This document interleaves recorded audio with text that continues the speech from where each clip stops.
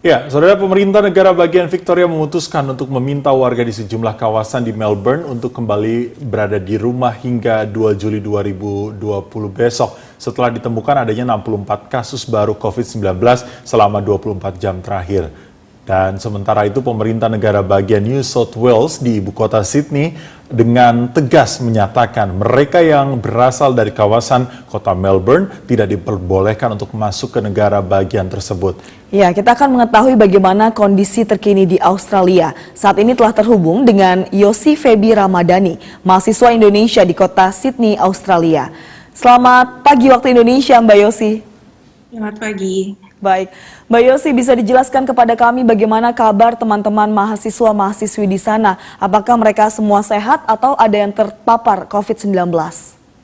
Sampai sekarang, sejauh teman saya, teman mahasiswa Indonesia di sini sehat semua dan belum tidak ada yang terpapar virus COVID-19. Oke, Yosi sendiri saat ini sudah berapa tahun ada di Melbourne? Sekarang sudah memasuki, maaf koreksi, saya sekarang di Sydney. Oh sorry, Yosi sudah berapa lama di Sydney? Sekarang saya sudah 1,5 tahun di Sydney untuk pasca sarjana, program pasca sarjana di sini.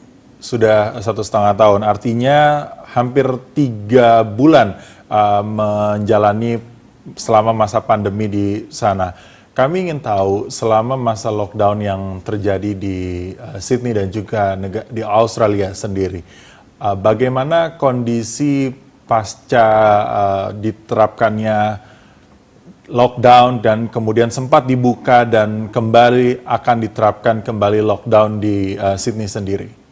Ya. Kasus COVID di Australia mulai parah sekitar akhir Maret. Jadi itu lockdown mulai ketat pada akhir Maret dan baru mulai dilonggarkan sekitar bulan Mei kemarin saat level lockdown. Waktu itu sama seperti yang sekarang sedang berlangsung di Melbourne, itu keluar hanya boleh untuk aktivitas-aktivitas esensial seperti belanja kebutuhan sehari-hari dan untuk olahraga di luar ruangan dan untuk kerja jika tidak memungkinkan untuk bekerja dari rumah. Tapi sekarang sudah mulai kembali seperti biasa walaupun tidak seramai sebelumnya, tapi dibandingkan Maret dan April, jalanan sudah mulai ramai, kantor-kantor sudah mulai dibuka, bisnis-bisnis juga sudah mulai dibuka. Baik, artinya dibukanya kembali atau diterapkannya kembali pembatasan untuk beraktivitas ini sampai kapan di Sydney sendiri? Di Sydney sampai sekarang sudah lebih bebas. Seperti sekarang perkumpulan sekitar 20 orang di dalam dan di luar ruangan sudah boleh masih belum diinformasikan kapan akan kembali seperti normal lagi, seperti pembukaan tempat-tempat hiburan. Tapi namun pemerintah akan memonitor kondisi lalu akan diumumkan kapan mungkin beberapa bisnis yang masih belum boleh buka untuk dibuka kembali. Oke, Yosi, kita ingin tahu bahwa biasanya teman-teman pelajar di mancanegara yang bersekolah di luar Indonesia itu mereka tergabung dalam persatuan pelajar.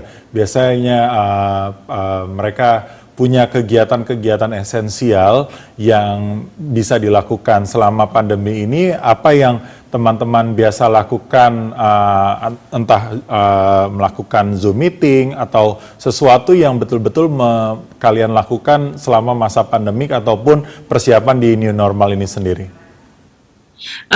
Pada saat lockdown kemarin paling susah karena biasanya untuk mengobati rasa rindu rumah biasanya kita kumpul-kumpul bareng.